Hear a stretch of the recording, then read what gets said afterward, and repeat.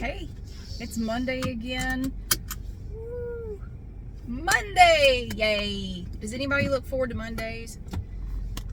I actually don't mind them. I really don't. Sometimes they bother me, but hell, I've had all sorts of days of the week I didn't look forward to for different reasons. I mean, I don't know. Mondays don't bother me. I kind of like getting back to work. I like getting back into it, you know. Seeing what the week holds, because who the hell knows anymore? Could be anything.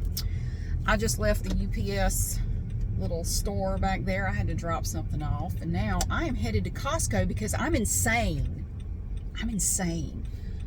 I can't see around your big vehicle. I'm angry because I pulled up next to it voluntarily and now I can't see shit. Move! Here all day. Go. Thank you. All right.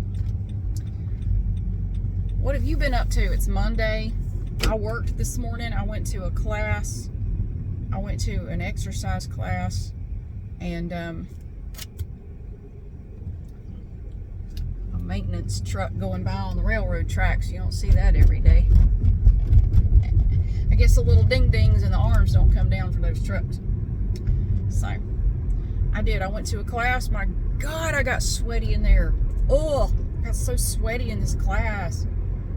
It's humid or something. I don't know what's going on. I got so freaking sweaty. I had to go home and take a shower before I did anything else. I felt so gross.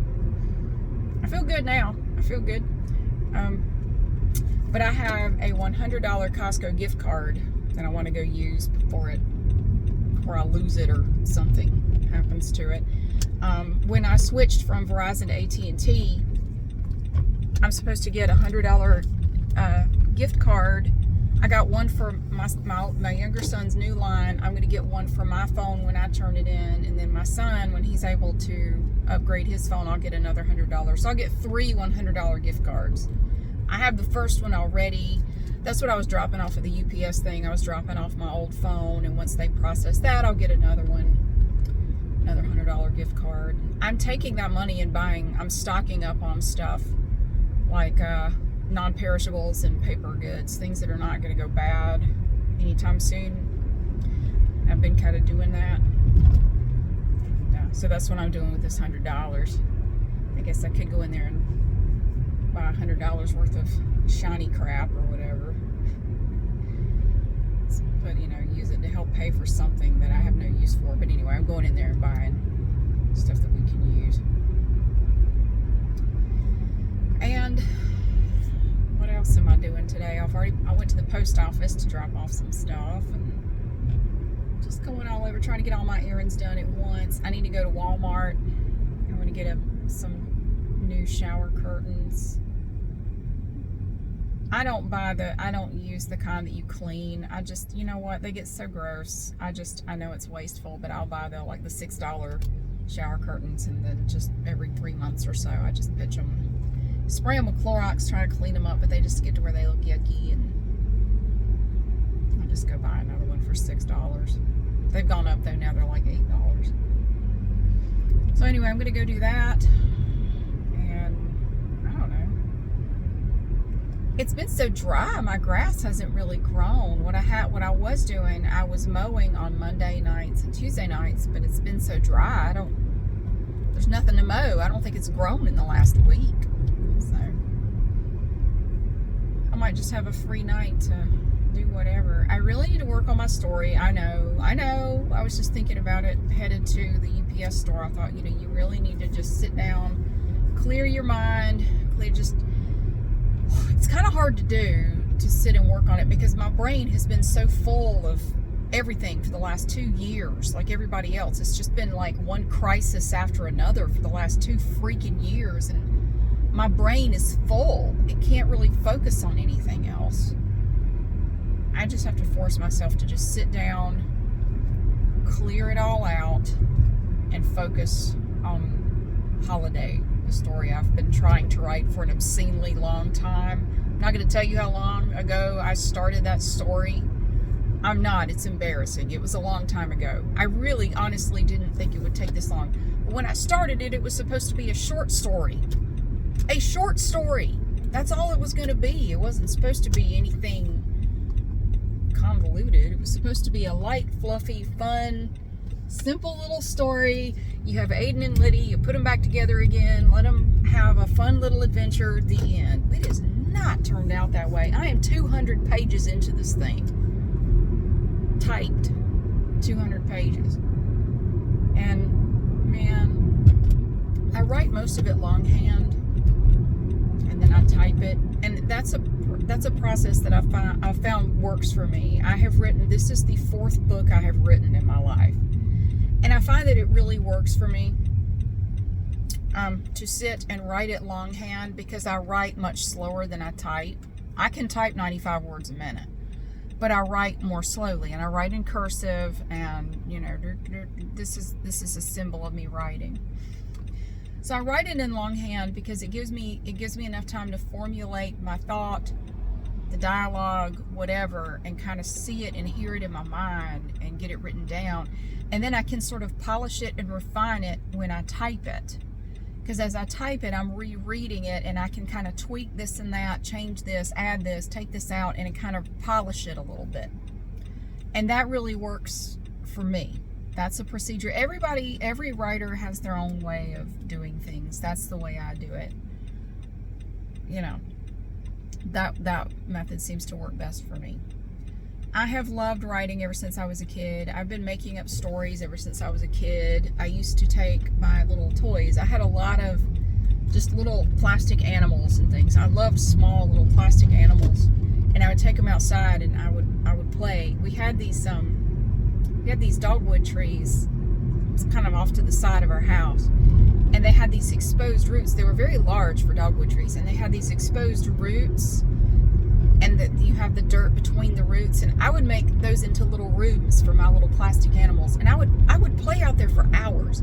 I would have these animals like go on adventures. There would be character arcs, there would be twists and turns in the story, and these stories would go on for hours, and I would just sort of narrate as it went along, you know. And I would do that all afternoon. I loved it. I thoroughly loved doing that, and that's one thing that I think most kids don't ever do anymore. I did it out of sheer boredom. And kids need to get bored. They need to get bored, because that is your imagination will not blossom if there is never any room for it to do so.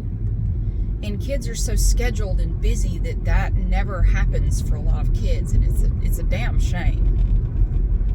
They are entertained constantly, and your imagination is like a muscle. If you don't ever work it, it's not ever going to really develop. It's going to stay flabby and sad. I'm glad I developed mine. You know, we had no neighbors. There were no children to play with. My brother was always kind of an indoor kid. He didn't like doing the kind of stuff I like to do. So I was just left to my own devices pretty much all the time. So I played by myself a lot. And I'm really glad too, because I'm always been kind of a loner anyway. I kind of prefer to be on my own. I don't ever get lonely. That's one thing I was thinking about yesterday. I can say that in my entire life, I have never felt lonely, because I always have like a little circus going on in my head all the time.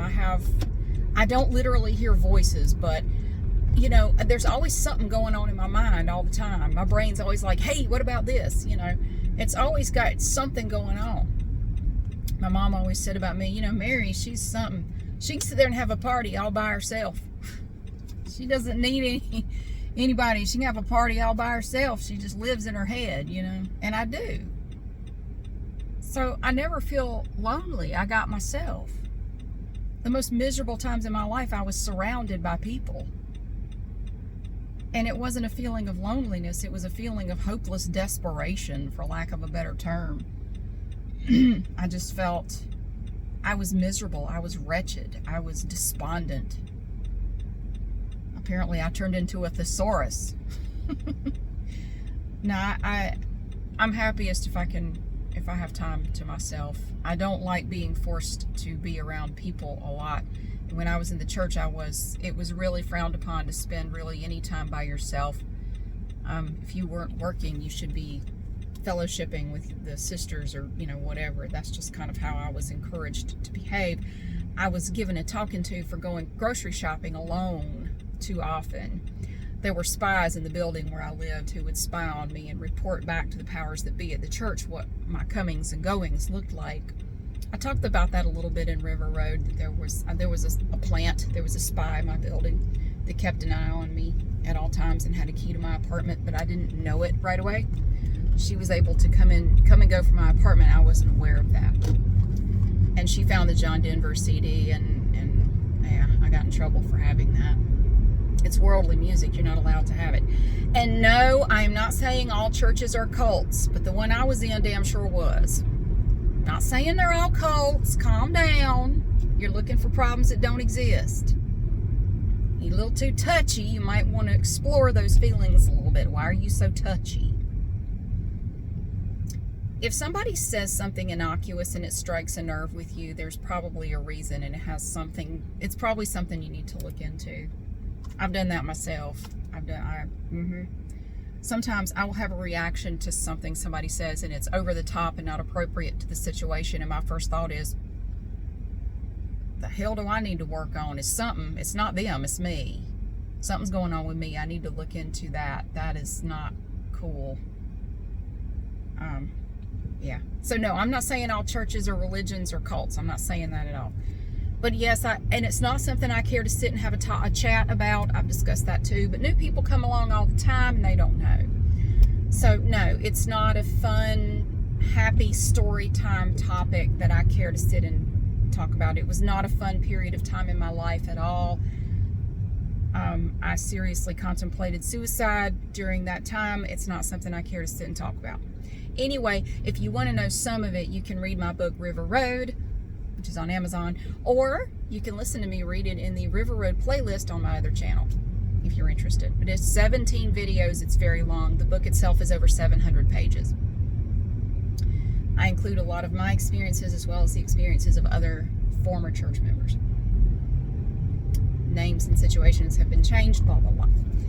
So, yeah, I don't really know what it feels like to be lonely, and I'm so grateful that I don't, because from the way people describe it, it sounds terrible. It does. It really does. I'm so glad that's one thing that I have been spared. Now, I can miss people. There are people that I really miss, especially people who have passed away. You know, I'd love to see them. But, yeah, I definitely know what that feels like. But just generic, like, loneliness, no. I've never felt that. There is something in my hair right there. It feels like a clump of hairspray. I don't know what it is. I tried to brush it out earlier and it would not come out. I don't know what it's like, super glue or something. Shoot. I don't know. I don't know what it is. I'll work it out later. But anyway, I'm almost to Costco. What am I going to get? I'm going to get toilet paper, paper towels, and I don't know, whatever else I can find that I can store away. And it's not being stored in my house either, so don't come to my house thinking you're going to get it, because it's not going to be there. I'm storing all my things elsewhere. Multiple elsewheres. I have my plans.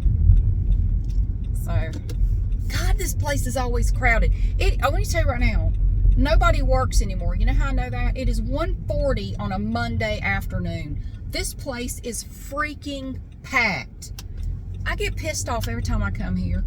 Every time I'm like, okay. Yes, I realize I am also here at 1:40 on a Monday.